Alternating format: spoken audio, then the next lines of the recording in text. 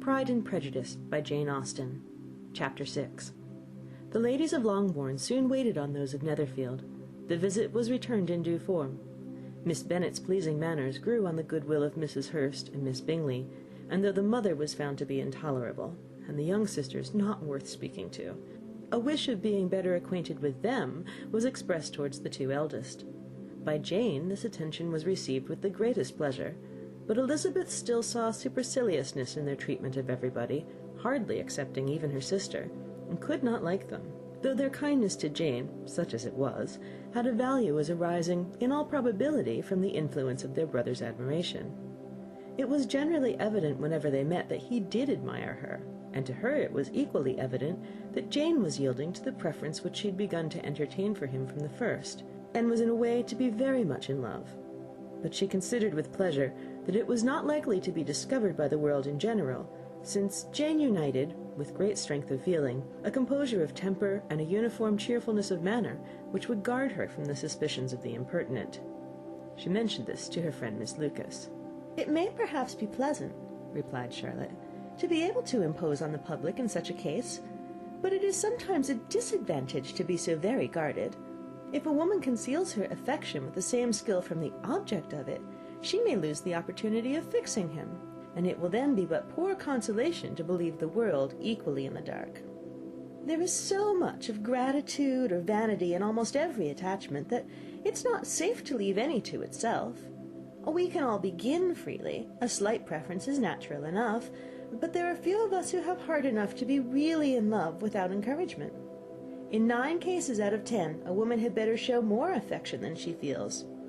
Bingley likes your sister undoubtedly, but he may never do more than like her if she does not help him on." "But she does help him on, as much as her nature will allow. If I can perceive her regard for him, he must be a simpleton indeed not to discover it too." "Remember, Eliza, that he does not know Jane's disposition as you do." "But if a woman is partial to a man, and does not endeavour to conceal it, he must find it out." "Perhaps he must, if he sees enough of her.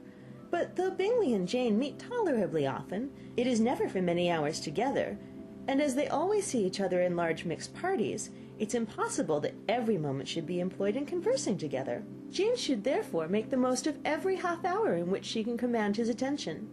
When she is secure of him, there will be more leisure for falling in love as much as she chooses." "Your plan is a good one," replied Elizabeth, "where nothing is in question but the desire of being well married, and if I were determined to get a rich husband, or any husband, I dare say I should adopt it. But these are not Jane's feelings. She is not acting by design. As yet she cannot even be certain of the degree of her own regard, nor of its reasonableness. She has known him only a fortnight. She danced 4 dances with him at Meryton. She saw him one morning at his own house, and has since dined with him in company 4 times. This is not quite enough to make her understand his character."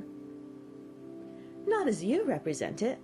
Had she merely dined with him, she might only have discovered whether he had a good appetite. But you must remember that 4 evenings have also been spent together, and 4 evenings may do a great deal."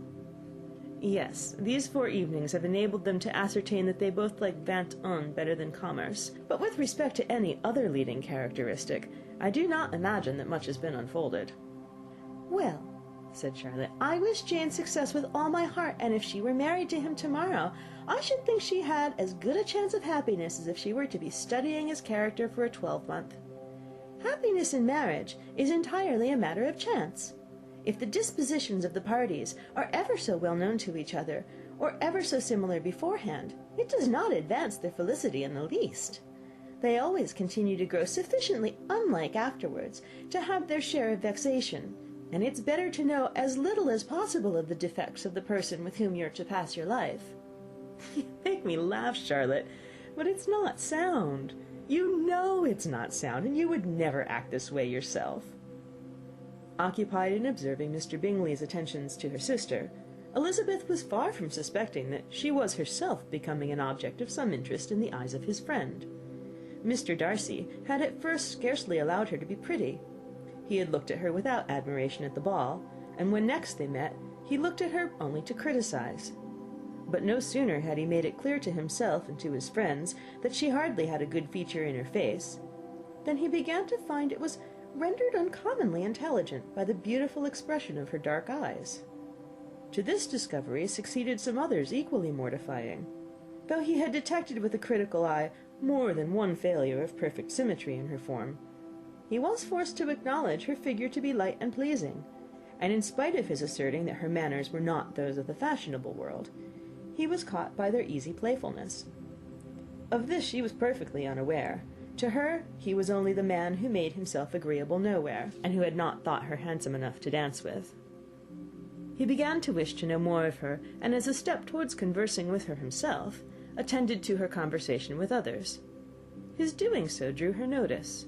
It was at Sir William Lucas's, where a large party were assembled. "What does Mr. Darcy mean," she said to Charlotte, "by listening to my conversation with Colonel Forster?" "That's a question which Mr. Darcy only can answer. But if he does it any more, I shall certainly let him know that I see what he's about.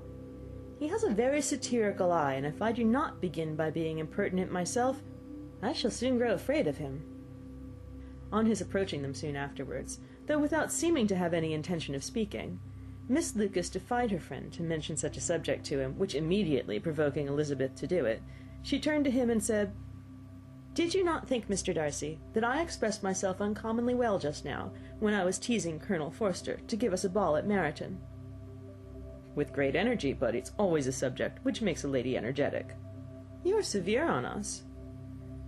"It will be her turn soon to be teased," said Miss Lucas. "I am going to open the instrument, Eliza, and you know what follows." "You are a strange creature by way of a friend, always wanting me to play and sing before anybody and everybody. If my vanity had taken a musical turn, you would be invaluable, but as it is, I'd really rather not sit down before those who must be in the habit of hearing the very best performers."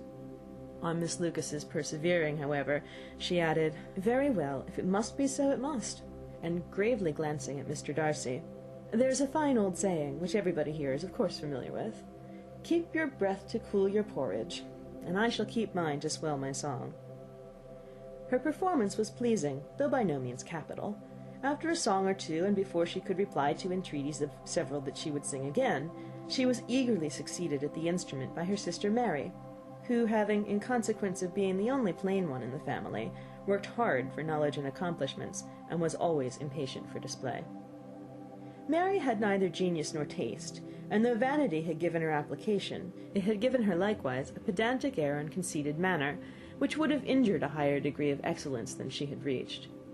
Elizabeth, easy and unaffected, had been listened to with much more pleasure, though not playing half so well, and Mary, at the end of a long concerto, was glad to purchase praise and gratitude by Scotch and Irish airs, at the request of her younger sisters, who, with some of the Lucases and 2 or 3 officers, joined eagerly in dancing at one end of the room. Mr. Darcy stood near them in silent indignation at such a mode of passing the evening, to the exclusion of all conversation, and was much too engrossed by his thoughts to perceive that Sir William Lucas was his neighbour, till Sir William thus began: "What a charming amusement for young people this is, Mr. Darcy! There's nothing like dancing, after all. I consider it as one of the first refinements of polished society." "Certainly, sir, and it has the advantage also of being in vogue amongst the less polished societies of the world. Every savage can dance." Sir William only smiled. "Your friend performs delightfully," he continued after a pause, on seeing Bingley join the group, "and I doubt not that you are an adept in the science yourself, Mr. Darcy." "You saw me dance at Meryton, I believe, sir?" "Yes, indeed, and received no inconsiderable pleasure from the sight. Do you often dance at St. James's?" "Never, sir." "Do you not think it would be a proper compliment to the place?" "It is a compliment which I never pay to any place, if I can avoid it." "You have a house in town, I conclude?" Mr. Darcy bowed. "I had once some thought of fixing in town myself, for I am fond of superior society, but I did not feel quite certain that the air of London would agree with Lady Lucas." He paused in hopes of an answer, but his companion was not disposed to make any, and Elizabeth, at that instant, moving towards them, he was struck with the action of doing a very gallant thing, and called out to her, "My dear Miss Eliza, why are you not dancing? Mr. Darcy, you must allow me to present this young lady to you as a very desirable partner. You cannot refuse to dance, I am sure, when so much beauty is before you."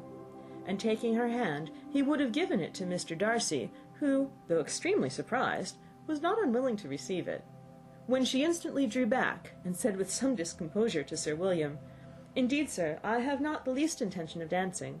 I entreat you not to suppose that I move this way in order to beg for a partner." Mr. Darcy, with grave propriety, requested to be allowed the honour of her hand, but in vain. Elizabeth was determined, nor did Sir William at all shake her purpose by his attempt at persuasion. "You excel so much in the dance, Miss Eliza, that it's cruel to deny me the happiness of seeing you, and though this gentleman dislikes the amusement in general, he can have no objection, I am sure, to oblige us for 1/2 hour." "Mr. Darcy is all politeness," said Elizabeth, smiling. "He is indeed, but considering the inducement, my dear Eliza, can we not wonder at his complaisance? For who would object to such a partner?" Elizabeth looked archly and turned away. Her resistance had not injured her with the gentleman, and he was thinking of her with some complacency, when thus accosted by Miss Bingley. "I can guess the subject of your reverie." "I should imagine not." "You're considering how insupportable it would be to pass many evenings in this manner, in such society, and indeed I'm quite of your opinion. I was never more annoyed. The insipidity, and yet the noise, the nothingness, and yet the self-importance of all these people. Oh, I would give to hear your strictures on them." "Your conjecture is totally wrong, I assure you. My mind was more agreeably engaged. I have been meditating on the very great pleasure which a pair of fine eyes in the face of a pretty woman can bestow." Miss Bingley immediately fixed her eyes on his face, and desired he would tell her what lady had the credit of inspiring such reflections. Mr. Darcy replied with great intrepidity, "Miss Elizabeth Bennet." "Miss Elizabeth Bennet!" repeated Miss Bingley. "I am all astonishment. How long has she been such a favourite? And pray when am I to wish you joy?" "That is exactly the question which I expected you to ask. A lady's imagination is very rapid. It jumps from admiration to love, from love to matrimony, in a moment. I knew you would be wishing me joy." "Nay, if you are serious about it, I shall consider the matter is absolutely settled. You'll be having a charming mother-in-law indeed, and of course she will always be at Pemberley with you."